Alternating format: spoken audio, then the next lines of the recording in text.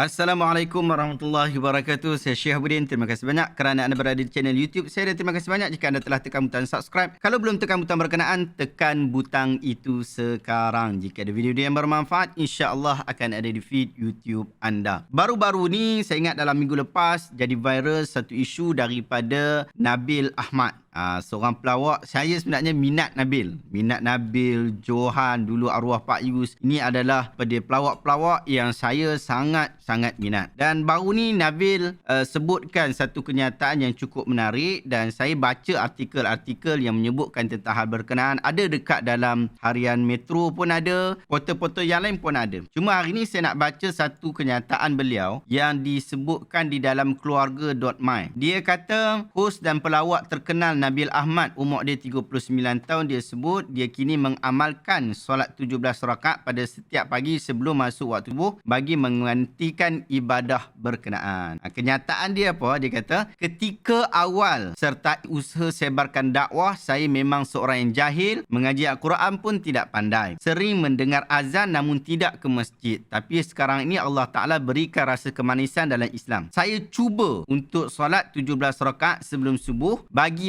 menggantikan semula waktu solat yang tertinggal. Bagaimanapun, seorang sahabat menasihatkan agar tidak terlalu memaksa diri. Apa yang penting adalah istiqamah, katanya, yang dikongsikan bersama M-Star. Jadi, yang interview dia ni kemungkinan adalah M-Star. Daripada artikel tu, kita dapati satu perkara yang penting. Nabi sebut, saya cuba untuk solat 17 rakaat sebelum subuh bagi menggantikan semula solat yang tertinggal. Bagaimanapun, seseorang sahabat saya nasihat, jangan terlalu memaksa diri. Ini membawa maksud dahulu beliau agak tergesa-gesa dalam bab ni. Manakala sekarang lebih baik dengan dia menyusun masa yang lebih baik. Oleh itu kita katakan kita hold isu Nabil dan kita serahkan urusan Nabil kepada Allah Ta'ala. Saya yakin Nabil adalah seorang yang ikhlas dalam perjuangan ini. Kita doakan. Sama-sama kita doakan. Semoga Allah Ta'ala terus berikan Nabil istiqamah dalam apa yang dilakukan. Berterusan melakukan kebaikan. Hari ini saya nak jelaskan tentang isu qada solat. Ialah ramai kawan-kawan kita menulis pelbagai komentar tentang isu qada salat yang ditinggalkan dengan sengaja. Sebahagian kata wajib sungguh, sebahagian kata tak ada qada, hanya taubat saja. Mari kita bincangkan sama-sama. Pertama, saya ada menulis sebuah buku berjudul Tata Cara Solat Rasulullah berpandukan Mazhab Asy-Syafi'i rahimahullah. Bermula muka surat 55, saya khaskan perbincangan pada isu qada solat. Anda yang nak tahu lanjut berkaitan dengan isu qada solat, tata cara solat menurut Mazhab Asy-Syafi'i rahimahullah, anda boleh rujuk dalam buku ini. Saya letak link pembelian buku ini dekat bahagian description dekat bawah. Sahabat-sahabat, perbincangan ini agak panjang, jadi saya letakkan timeline pada bahagian description. Anda boleh skip terus kepada bahagian yang anda minat nak tahu. Jom kita mulakan. Pertama, mari kita baca beberapa hadis berkaitan tentang isu ini. Hadis pertama direkodkan oleh Imam Al-Bukhari dan juga Muslim daripada Anas radhiyallahu anhu. Dia sebut Rasulullah SAW bersabda, "Man nama an salatin aw nasiyaha fa kaffaratuha an yusalliyaha idza dzakaraha la kaffarata laha illa dhalik wa aqimus salah li dzikri." Sesiapa yang tidur lalu tertinggal salat ataupun dia terlupa akan salat, maka hukumannya, balasannya ialah dia hendaklah tunaikan salat apabila dia ingat. Tiada hukuman bagi salat tersebut selain daripada itu. Allah Ta'ala sebut, dan dirikanlah salat untuk mengingati aku. Hadis ini menyebutkan, pertama, sesiapa yang tertinggal salat kerana dia tertidur, bukan dia sengaja, maka dia tak dapat dosa. Dia hanya perlu untuk menggantikan saja apabila sudah bangun. Yang kedua, sesiapa yang sibuk sangat atau gelisah sangat sampai dia terlupa untuk solat, kalut semacam, ataupun dia tengah meeting dalam bilik yang sejuk, yang kita tak perasan dah pukul berapa, sampai tertinggal salat,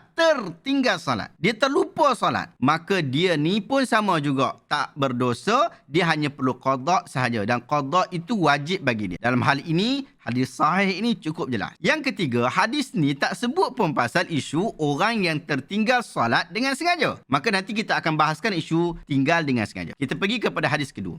Abu Qatadah pernah bercerita kisah beliau dan para sahabat bermusafir dengan Nabi Muhammad SAW. Mereka bermusafir dan berhenti berehat di satu tempat. Lalu dilantiklah orang untuk jaga waktu salat, manakala yang lain tidur. Nabi kata, "Ihfadhu alaina salatana." Tolong jaga waktu salat kami. Lalu semua orang tidur, Dan Abu Qatadah cerita lagi, fama ayqazana illa harrus syams. Tidak ada yang membangunkan kami melainkan terik matahari. Maksudnya dah habis waktu subuh baru mereka terjaga. Orang yang sepatutnya kejut subuh tu pun dia tidur sekali. Jadi tak ada orang kejutkan Rasulullah dan para sahabat. Menariknya mereka tak terus qada, tapi mereka meneruskan perjalanan sekejap sampai di satu tempat, barulah mereka berhenti dan Rasulullah serta para sahabat pun wuduk dan solat. Selesai wuduk, Rasulullah arahkan Bilal untuk azan. Kemudian mereka solat sunat sebelum subuh 2 rakaat. Lepas itu barulah mereka solat subuh. Lepas tu mereka teruskan perjalanan sekejap. Kemudian ada sahabat berkata, farratna fi salatina. Kita telah lalai dalam urusan solat kita. Rasulullah terus respon. Ma taqulun? Hampa cakap apa ni?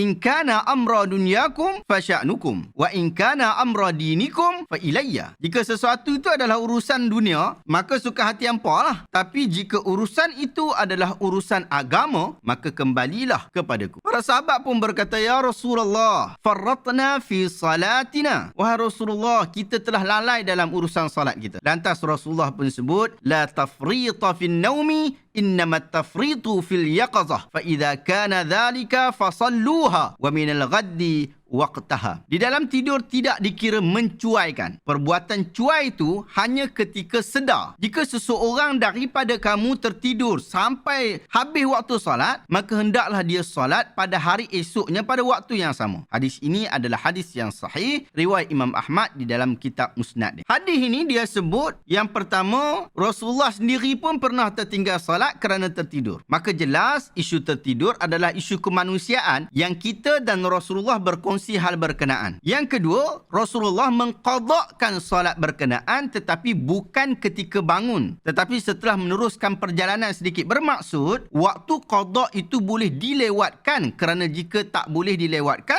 saya Rasulullah sendiri tak akan lewatkan dan dia akan terus qada. Imam Nawawi rahimahullah sebut, disunatkan untuk dia segera mengqadakkan solat tersebut berdasarkan hadis yang telah dinukilkan. Jika dia menangguhkannya, tidak mengapa, kerana telah diriwayatkan bahawa Rasulullah SAW telah terluput solat subuh, baginda tidak mengqadakkan solat itu sehingga baginda keluar dari lembah. Jika tidak boleh ditangguhkan, maka mengapa baginda sendiri berbuat demikian? Anda boleh rujuk kenyataan ini di dalam kitab Al-Majmu' Imam Nawawi. Ketiga, tiada dosa kepada orang yang tertinggal solat kerana tertidur. Tetapi walaupun tak ada dosa, tanggungjawab menunaikan solat tidak terlepas daripada Muslim, walaupun dalam keadaan dirinya tak dapat kawal diri dia sendiri. Keempat, Nabi sudah sebut, innama at-tafritu fil yaqazah. Maksudnya, perbuatan cuai hanya ketika sedar. Ini bermaksud berdosa apabila meninggalkan solat ketika sedar, kerana dia dapat mengawal diri dia, tapi dia tak mahu untuk kawal diri dia. Kelima, hadis ini juga boleh difahami dengan lebih meluas dengan meletakkan bahawa sesuatu perkara yang menyebabkan tertinggalnya solat tapi di luar kawalan manusia tidak menyebabkan orang itu berdosa, tetapi ia tetap tidak menyebabkan tanggungjawab solatnya selesai. Kedua, isu seterusnya sahabat-sahabat, solat mempunyai waktunya yang telah ditentukan oleh agama. Ia tidak boleh dilaksanakan pada waktu lain sama ada lebih awal ataupun selepas daripada waktu itu. Ia juga tidak boleh dilaksanakan hanya apabila ada kelapangan waktu, tetapi ia hendaklah dilakukan pada tempoh waktu yang ditetapkan. Sesiapa yang terlupa atau tertidur ketika tempoh waktu yang ditetapkan berkenaan, maka dia telah diiktiraf sebagai orang yang mempunyai keuzuran. Maka mereka tidak melakukan sebarang dosa. Tetapi orang yang sengaja meninggalkan solat sehingga luput waktunya, nyata adalah seorang Muslim yang tidak bertanggungjawab terhadap tuntutan agama, maka dia berdosa dan kesalahan berkenaan cukup besar. Allah Ta'ala sebut, innani anallah la ilaha illa ana fa'budni wa aqimus salata li dhikri. Sesungguhnya aku ialah Allah, tiada Tuhan selain daripada aku, maka sembahlah aku dan dirikanlah solat untuk mengingatiku. Surah Taha ayat 4. Okey, bagaimana pula keadaan orang yang berdosa ini? Mereka dah berdosa, mereka tinggalkan solat dengan sengaja, mereka berdosa. Adakah wajib untuk qada? Ulama beza pendapat dalam isu ni. Yang ni yang banyak orang sembang dekat Facebook. Mazhab Imam Syafi'i rahimahullah, Imam Abu Hanifah, Imam Malik, Imam Ahmad bin Hanbal dan kebanyakan para ulama dalam kalangan ahli tafsir, ahli hadis, ahli fiqh, mereka menyatakan wajib qada. Manakala Ibn Hazm al-Andalusi, Abu Abdurrahman al-Asy'ari al-Syafi'i, Ibn Rajab al-Hambali, Al-Ais bin Abdul Salam, Ibn Taymiyah, Ibn Qayyim, antara ulama yang mengatakan Tak ada qada bagi orang yang tinggalkan solat dengan sengaja. Mari kita bincangkan hujah mereka. Ulama yang mewajibkan qada berpandangan bahawa solat sentiasa menjadi kewajipan Muslim. Ia ada tanggungjawab untuk dilaksanakan. Orang yang tertinggal kerana tidur pun wajib qada, apatah lagi orang yang tinggal dengan sengaja. Imam Nawawi sebut, maka apabila diwajibkan qada ke atas sesiapa yang meninggalkannya kerana terlupa, maka bagi orang yang sengaja adalah lebih utama. Anda boleh rujuk dalam kitab Majmu' Syarah Muhadzab jilid ketiga muka surat 71. Kalau puasa kita termakan, kita tak wajib qada kerana terlupa sebab termakan. Makan banyak mana pun tetapi terlupa, termakan, tak wajib qada. Tetapi solat tidak. Tertinggal secara tidak sengaja pun wajib untuk qada, apatah lagi yang tinggal dengan sengaja. Ia ada tanggungjawab yang kekal. Apabila orang yang tak sengaja wajib qada, maka orang yang sengaja lagilah wajib dia untuk qada. Imam Al-Qurtubi rahimahullah dia sebut, sesungguhnya hutang-hutang bagi anak-anak Adam sekiranya ia berkaitan dengan waktu, maka tidak gugur kewajipan untuk melangsaikannya apabila telah sampai tempohnya. Demikian hutang-hutang kepada Allah adalah lebih utama untuk tidak gugur dalam melangsaikannya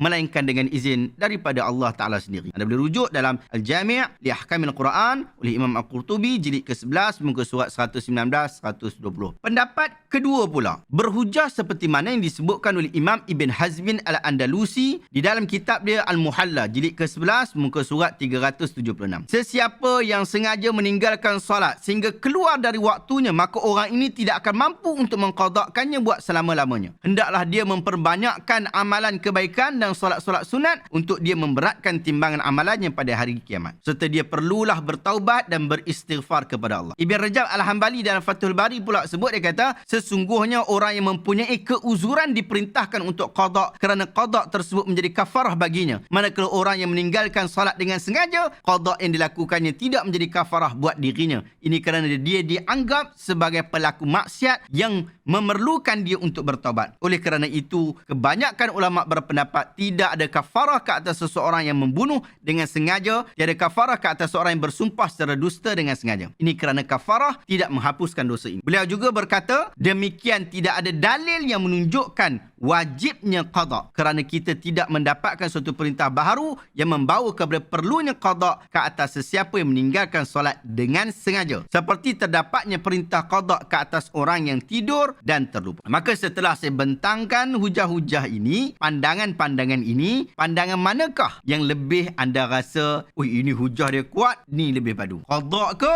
tak qada? Kalau saya memang cenderung mengambil pandangan mazhab Asy-Syafi'i rahimahullah, mazhab jumhur, iaitu wajib qada, tetapi tak perlulah tergesa-gesa melakukannya. Kalau dah banyak sangat solat yang ditinggalkan, dia boleh bersolat sedikit demi sedikit sehingga bilangan yang dianggarkan. Dia tidak boleh memberatkan tubuh badannya sehingga mengakibatkan mudarat. Dia boleh mengikuti pendapat Malikiyah yang menyatakan anjuran solat setiap hari qada 2 waktu solat saja. Haram bagi dia untuk qada sehingga menyebabkan solat fardu tunai diabaikan atau dibuat tidak sempurna. Kalau sebelum subuh dah solat 17 rakaat, bila solat subuh tak goyang ke? Mesti goyang punya. Sebab tu saya setuju dengan kawan Nabil yang nasihatkan beliau untuk tidak memaksa diri. Wallahu ta'ala alam. Adakah anda dapat sesuatu daripada video hari ini? Jika anda rasa video hari ini bermanfaat, tekan butang share, semoga orang lain juga mendapat manfaat yang sama. Jika anda nak join saya untuk bersama-sama dalam projek memandaikan umat dengan ilmu, jom kita bersama-sama di dalam Koperasi Usahawan Ilmu Prihatin Rakyat Malaysia Berhad yang saya tubuhkan bersama-sama dengan kawan-kawan kita. Jom daftar di usahailmu.com. Terima kasih banyak sahabat-sahabat. Assalamualaikum warahmatullahi wabarakatuh.